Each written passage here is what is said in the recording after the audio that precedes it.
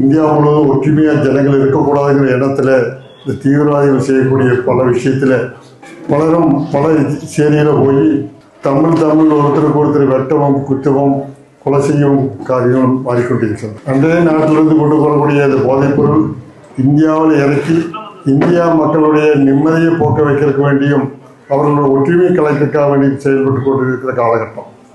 இந்த காலகட்டத்தில் இங்கிருந்து நம்ம ஜமாத்தை இப்படி ஒரு ஏற்றெடுத்த விஷயம் மிகப்பெரிய விஷயம். இது பாராட்ட வேண்டிய விஷயம். மக்களுடைய பாசம் வளர்ந்ததுனால தான் இப்படி முன்னாடி போகுது. குல்ராம்பாளையம் பழையான்பாளையத்தில் இருக்கிற எந்த பிரச்சனையும் அந்த ஊர் மக்களே பேசி தீர்ப்பாங்க. அங்கே ஜாதி மதம் இல்லை, எல்லாரும் ஒன்றா செய்வாங்க. இது காரணம் நம்மளுடைய ஒற்றுமை தான் காரணம். இந்த ஒற்றுமை நம்மளோட மட்டும் நிறுத்தாம நாமெல்லாம் சேர்ந்து இந்த மத நல்லிணக்கத்தை எல்லா பக்கம் பரத்த வேண்டும். இது சேர்ந்து வளர்த்த வேண்டும். சொன்னார்கள், மத நல்லிணக்கம் என்பது மும்மதத்திலும் நல்ல விஷயங்களை மட்டும்தான் சொல்லியிருக்கின்றார்கள். பாசம், அன்பு, இது எவ்வளவு பெரிய மனுஷனையும் அடிமையாக்கிவிடும். சின்ன பையன் போய் கேட்டாரு, வாழ்க்கையில சந்தோஷமா இருக்கிறதுக்கு என்ன செய்யணும் அப்படின்னு சொல்லிட்டு அவையார் சொன்னாரு, அறம் செய்ய விரும்பு. அதாவது நன்மை செய்ய விரும்பு, நன்மை செய்தால் உன்னுடைய வாழ்க்கையிலே சந்தோஷமா இருக்கலாம் அப்படின்னு சொல்லிட்டு சொன்னாங்க.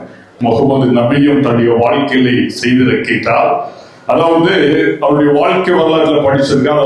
நாள் முழுவதும் பணி செய்வார். பணி செய்து விட்டு கிடைக்கக்கூடிய அனைத்து தொகையும் எதற்காக செலவிடுவார் என்றால் நன்மைகள் செய்வதற்காக செலவிடுவார். தன்னை நாடி வருபவர்களுக்காக செலவிடுவார். നമ്മുടെ പൂർവിക കാലങ്ങളിലെല്ലാം നമുക്ക് ഒരു ചിട്ടയും ജീവിതധർമ്മങ്ങളും പറഞ്ഞു കൊടുക്കേണ്ട ആവശ്യം ഉണ്ടായിരുന്നില്ല. അവരവരുടെ സത്യധർമ്മങ്ങൾക്കനുസരിച്ച് എല്ലാവരും ജീവിച്ചുകൊണ്ടിരുന്ന ഒരു കാലഘട്ടം ഉണ്ടായിരുന്നു. നമ്മുടെ മുത്തശ്ശന്മാര്, അച്ഛന്മാര് അവരെയൊക്കെ കണ്ട് പഠിച്ച് അതിൻ്റെ ഒരു അനുഭവം കൂടി നമുക്കുണ്ടായിരുന്നു. ഈ പഴയപാളയത്തിൽ അങ്ങനെ ഒരു മറ്റൊരു ആള് എന്നുള്ളൊരു വേർതിരിവില്ലാതെ എല്ലാവരും സ്നേഹ സൗഹൃദത്തോടുകൂടി ജീവിച്ചുകൊണ്ടിരുന്ന ഒരു പൈതൃകം നമ്മുടെ ഈ പഴയപാളയത്തിലുണ്ട്.